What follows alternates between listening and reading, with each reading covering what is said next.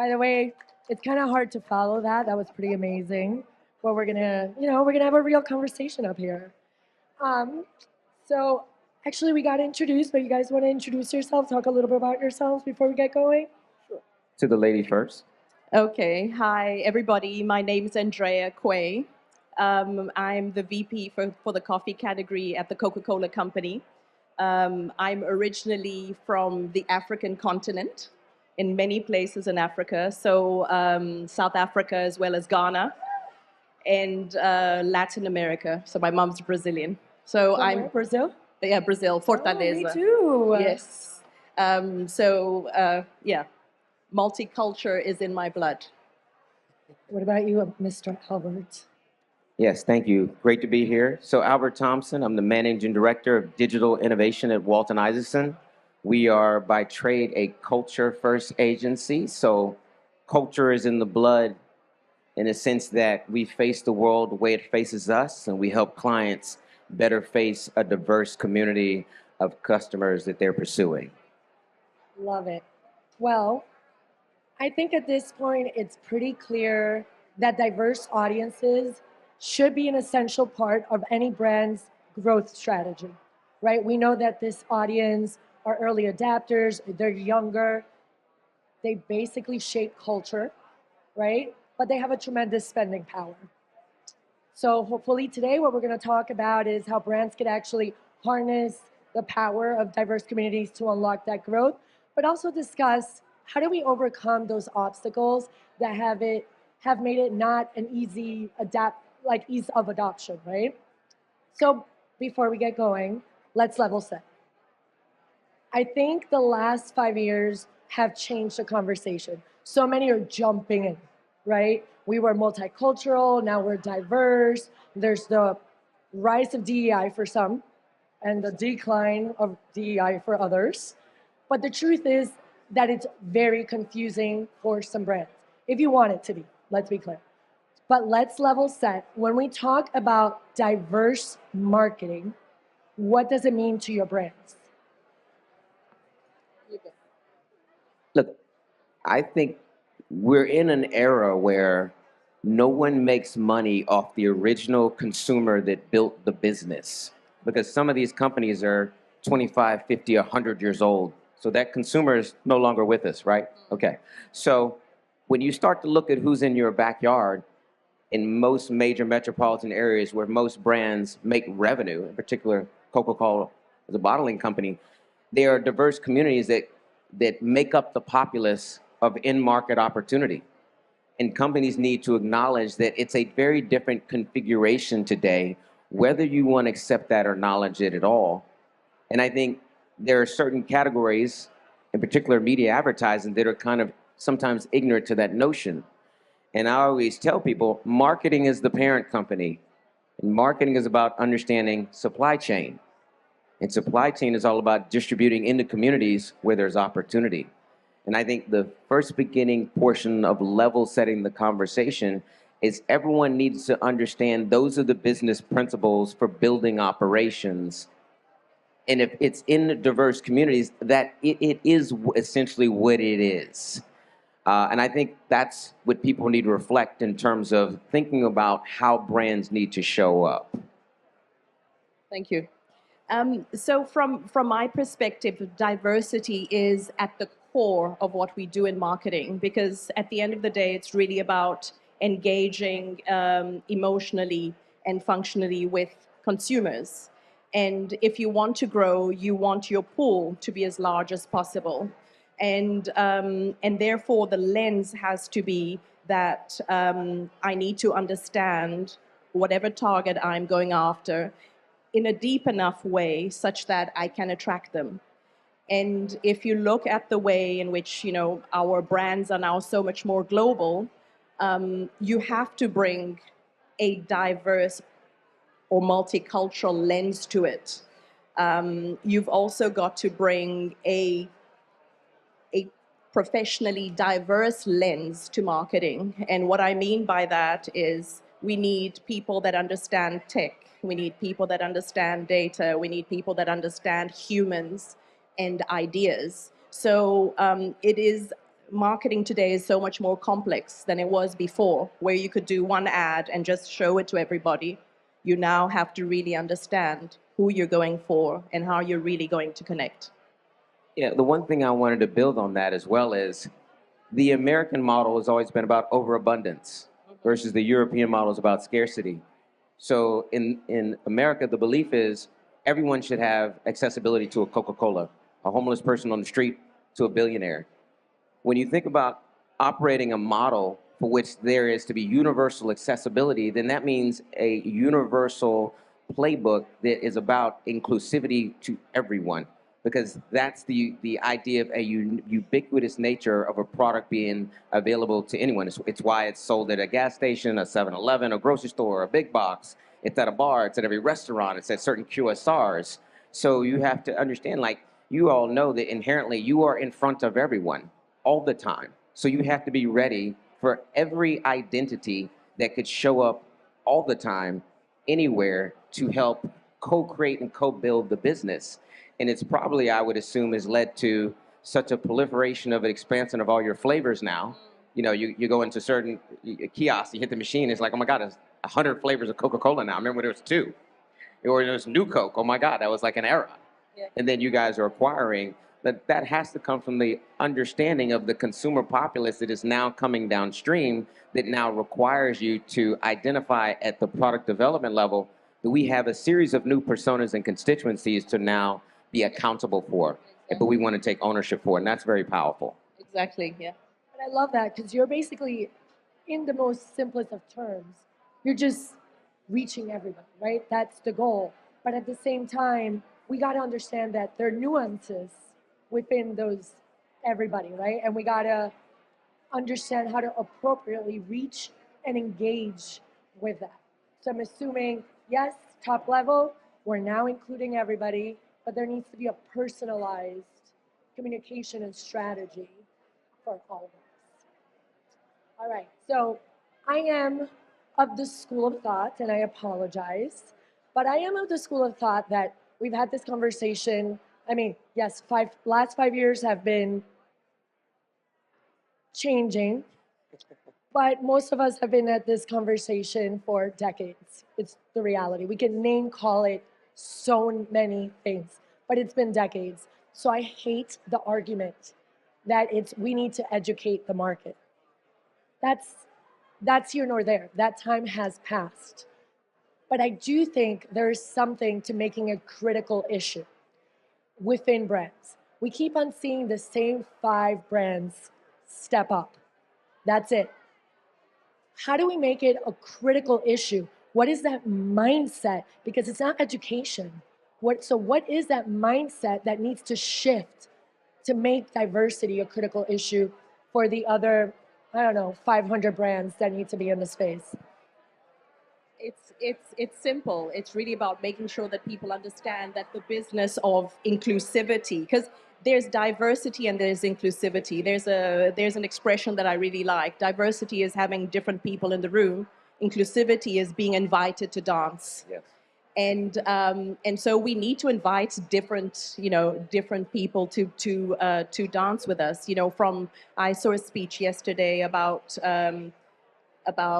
people with handicap, and how do we bring them into the conversation and make them part of the way in which we recruit consumers. So it's not okay, now I'm going to do something that is diverse, but really about making it part. And I think for me, the main thing is just making sure that you got the right people in the room making the decisions.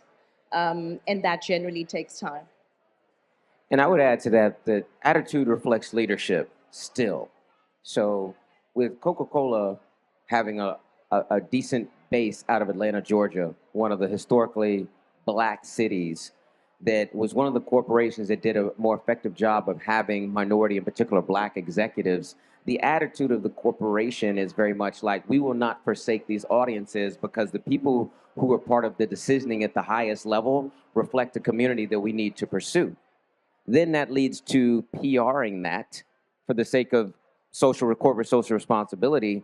and holding themselves accountable to the marketplace and the consumer they're pursuing. There are just very few brands that do that and continue to do that at a high rate of speed. That has everything to do with the attitude that shows up in market, which, as you said, it being invited to dance, which means being invited to the formulation of new product design, new product innovation that carries all the way through supply chain execution to even choosing supply partners or retail partners who can put on and reflect the same face. And I think that is very powerful to make that acknowledgement at the decisioning level that most organizations just are disinterested in doing so. Yes. Did I say the quiet part out loud? I am sitting here. I am sitting here being like Albert for president, but you know. But let's talk now about a little bit more brand specific. How have you been working within your organizations to bring this to life, right? What successes have you had that changed the conversation internally to be like, yeah, it's not just good to do. This really does drive growth of the brand. I would love to use the example of my previous role in South Africa. I used to work for a beer company, and as you know, a beer company is a very male-oriented. And I think what really, one of the things that changed the conversation is there was policy. There is policy driven by government to say you need to have a representative workforce. You need a workforce that represents the market. And so there was that policy, but that policy is not enough. You know, you've really got to be able to show that the business of diversity is actually profitable.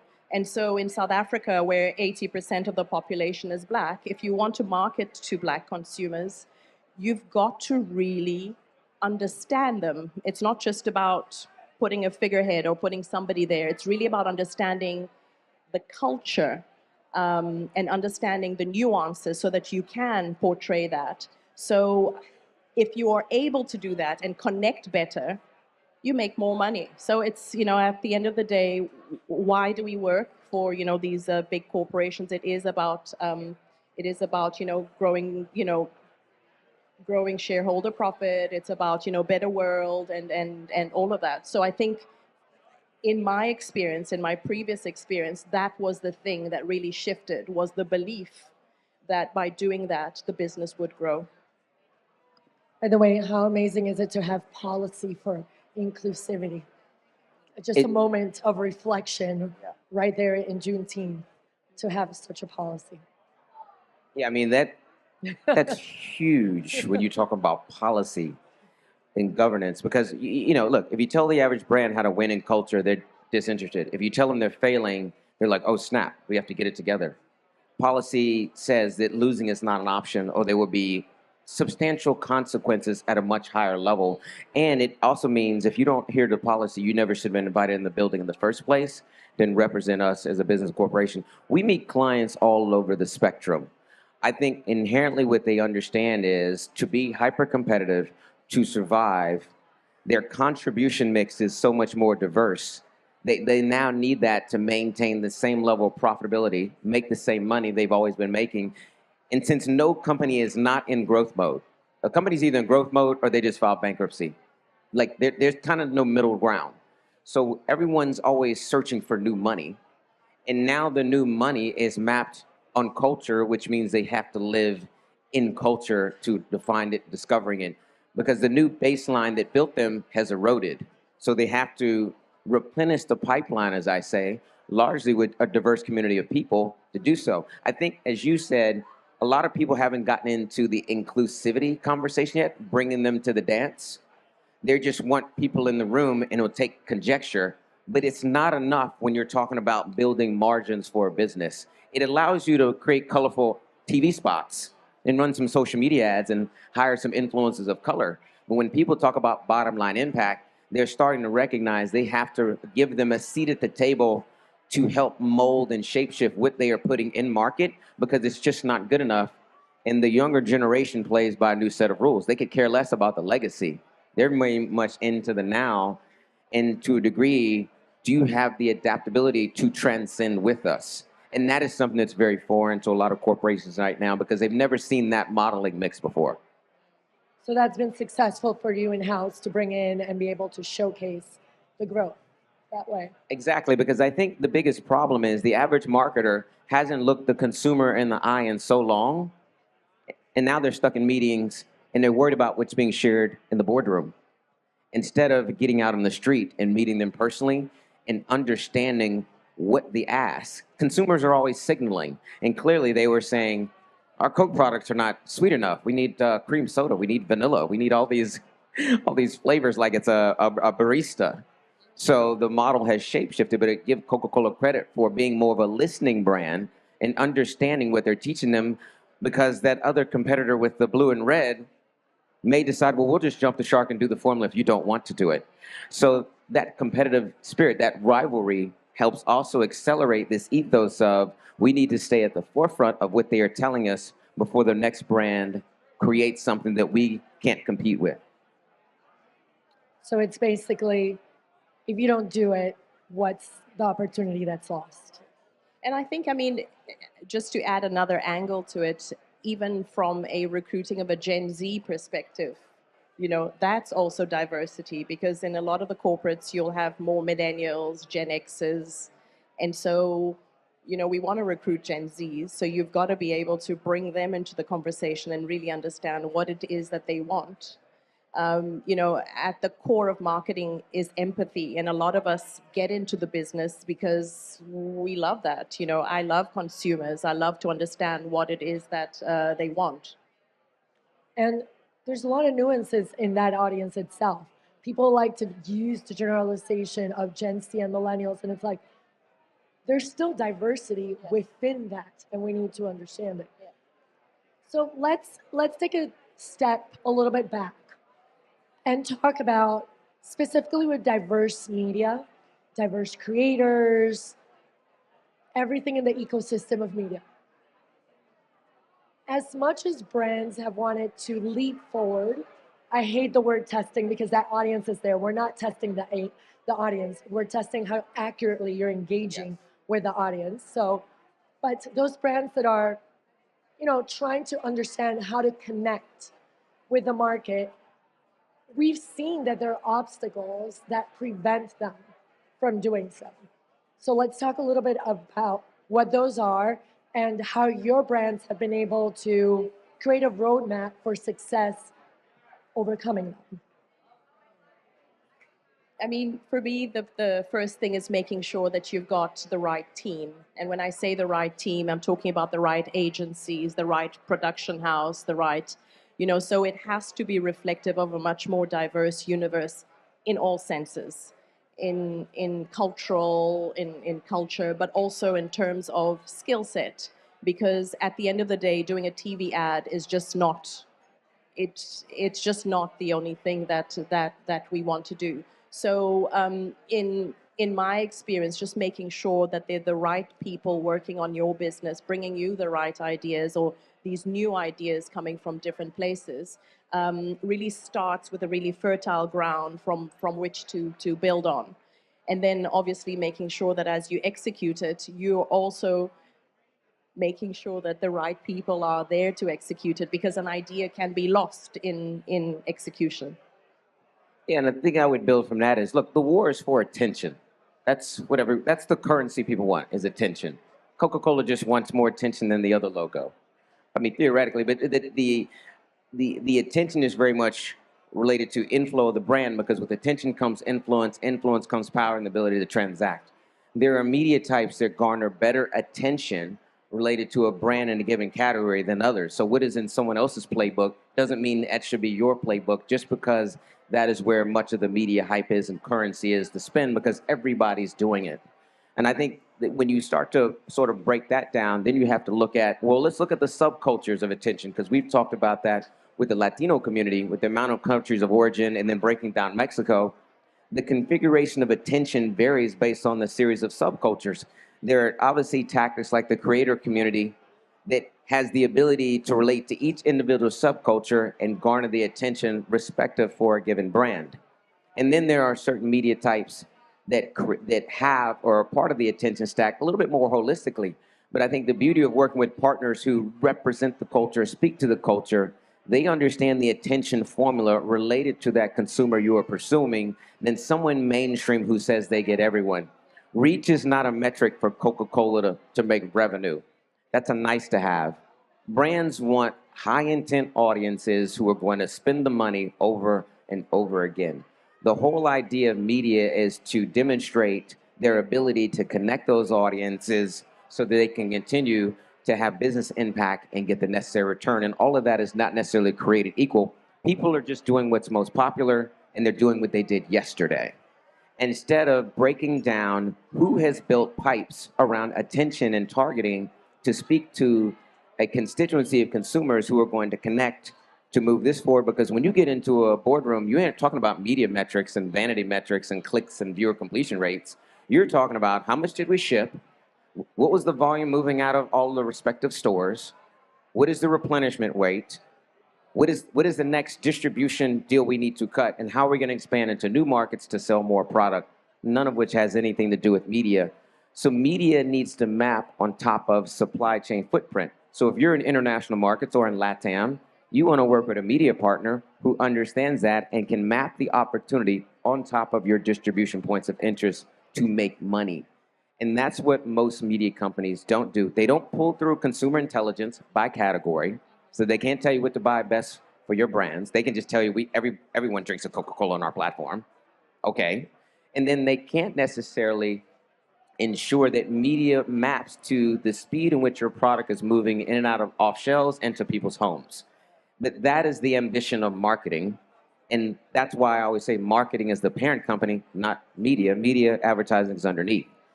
They've got the formula wrong that in the physical world, brands know very well, but in the media world, they don't understand the value chain. The two aren't speaking, and that's the disconnect. A lot to unpack there, a lot. But I did like the comment you just made about the focus of working with your diverse partners to really understand the audience. Because the truth is that not all the data is there. As much as we live in a world of data, as a, from our perspective in media, diverse data is not 100% there. It just is not. So you have to work directly with your vendors and your partners to actually, it's like a revision of, it's reanalyzing the data to map it back to diverse consumers. So I love that. I really, really do. Okay. I also really like that because there's data and then there's insight. Yes.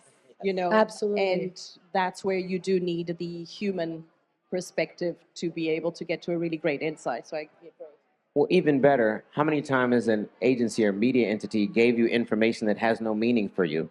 Because the next meeting you're walking into, the information isn't useful. Sometimes what is useful is more valuable than what is true. It's true the click rate was 0.5%. And you're like, yeah, but that's not meaningful nor useful. and let of anything to secure the next deal we're going to cut, and definitely not my job. Yeah. So why don't you give me outcomes information that is usable so I can invest more into what you do and put more money into the marketplace. Brands are constantly trying to find ways to put more money into the marketplace. A lot of media entities are poorly organizing that, so they don't put in. I'm laughing because I could just imagine an Albert brief when you get it at your desk and trying to unpack all the useful information that will be there. It's why you guys have been rocking with me for 6 years now. You listen to the brief? Yes, I mean, yes. That is the hard work. It's much harder to write a 1-page brief than it is to write a 20-page brief. Absolutely. And we thank you for the ones that do. Please. So let's fast forward to the most talked about subject this week, which is AI. I mean, we're not over it, but we're over it. No, I'm kidding. But everybody's been using AI. It doesn't matter where you stand on it. There is a use for it, right? However, what we're not really talking about is the impact that it has on the progress that we've made for the diverse ecosystem, right? Every tech change we've seen has had an impact because we have not been in the boardroom. We have not been there discussing. There's a lack of diverse engineers. There's so many gaps, right? So we get the tech, but the rest of the marketplace and we're trying to catch up. We're playing catch up consistently. So AI is a new wave, comes new problems. So have we learned something and are we ahead of it? Or are we in a conversation of red alert, these are the things we should be looking out for? Yeah, I think it's AI is definitely something that we have to embrace. I think it's a really, really powerful tool. And the best way to do it is to accept it. I had a boss that used to say, make whatever your friend. So make AI your friend. And My I mom think, used to say that. and I think it's incumbent on all of us to really, really, learn about AI, learn how to use it, and before kind of rejecting it, because the more you reject it, the more you will be left behind. And yes, there are some challenges around it, and we all know those challenges. But I think there's huge opportunity, and it's something that we should all be excited about. And I think, especially for some of the different diverse cultures that are about creating culture and can shape culture, I think it's a tool that could really amplify what it is that we stand for. And I think it's we need to lean into it, for a lack of a better word. My mom would say, give it a pretty name, make it your best friend, move on. I couldn't agree more. I mean, I think it's always funny because a lot of the advancement in technology is secondhand military technology. The internet was, Web3, the blockchain is, computer vision, CCTV. It's here to stay once they commercialize it for us to play with. I think what people need to look at is the entire value chain of marketing and understand how AI can optimize all the inputs. So AI tools creatively, like Adventure, they can optimize creative iterations dynamically while campaigns are running. Companies like Lumen explain they can optimize supply path. So, because we don't have line of sight and the SSPs don't teach us anything. To the idea that Coca-Cola could use it to come up with new flavors or new names of flavors if you want to go the Ben and Jerry's route. And maybe you do that globally because you can pull cultural cues in ways that you would guess, but AI will say, no, that's it. So the idea that it will optimize manufacturing. From a media perspective, code on page starts to tell you, these are the pages where this particular brand can get the most traction because consumers consume this content, and that's mapped back to a persona model related to the brand. So each facet of what we do will have some sort of machine input to collapse with 100 people worth of resourcing couldn't even accomplish, and we don't have budgets to hire that anyway. We're even looking at it on the influencer side between what influencers' followers can drive more business impact. So brands like Coca-Cola don't pick the favorites they want to be on the red carpet with. They pick the ones that are going to make them more money because you're in business to make money.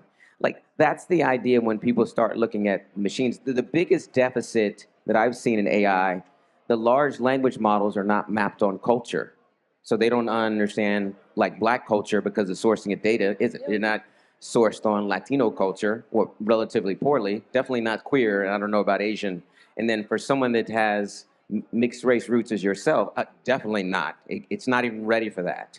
So we have to still acknowledge the limitations of the machine, and as you said, requires human input and human element to close the gap, synthesize, make meaning of it so we don't make major mistakes in market. Right now, AI is making small bets, fine-tuning a few things to see if those become bigger things, and then rolling up the sum of its parts. So there's a potential amount of promise, and there are players literally in every derivative of the marketing ecosystem. It's just a lot of the flirtation with the tech is happening below the line. Nobody's talking, but it's taking place. I think at the end of the day, people need to be curious enough about what AI can do, because the promise of AI was to program childlike curiosity. So don't let a machine that acts like one of your young children out-program you when you should have just been as intellectually curious as a 3-year-old and 4-year-old, touching everything and making meaning of it. And I think that's how we need to approach it in the marketplace. And then it could be weaponized intelligence for Coca-Cola to beat that other logo. I actually also think with what you're saying, it kind of can empower diverse audiences, because if we know that we are the cultural change. We are the early adapters. We're the ones spending across different categories. We know that.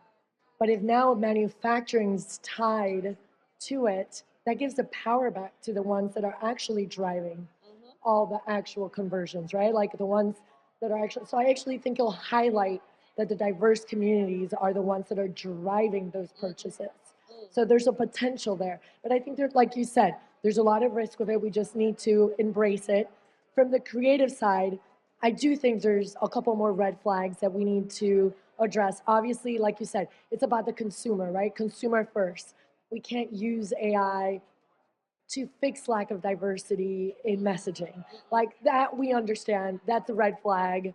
We need to like have more, to your point earlier, maybe policy around that would prevent that from really happening. Yeah, because AI is not going to allow you to cheat culture codes. It can maybe accelerate your understanding, put pieces together, but you don't not have to understand culture because you have Latimer, Perplexity, ChatGPT sitting in front of you. The machines are only as good as the people programming it. If the people suck, the machine will kind of suck. And I think people have to acknowledge its limitation in the early going, so we keep the hands-on keys. So I think people think, oh, I don't have to deal with diverse media partners. I don't have to hire a multicultural agency. We have a machine that can figure out that. No, I've queried it against my own quarter-century knowledge in culture and digital. It's relatively ignorant in many facets, especially once you get into verticalization or specialization. So we still have to be, cognizant of it, as they say, early days, for those with the British accent, and then start to think about what is the continuum for which we'll get there, but make sure we are part of its development process so that it has an accurate representation and portrayal of who we are. I think what you said matters, that we all have to be testing it and playing with it. Actually, fun fact, if you actually put top Hispanic sites on ChatGPT, Univision doesn't even come up. How does that happen? I mean, we all know what it is. Like, how does that even happen? So we also have to be understanding it ourselves and how to leverage it. Well, we're out of time, but thank you so much. This was insightful. I learned a thing or two. But happy Juneteenth. Oh, wow. Yeah. And happy Juneteenth. Happy Juneteenth. Thank you. All right, thank you.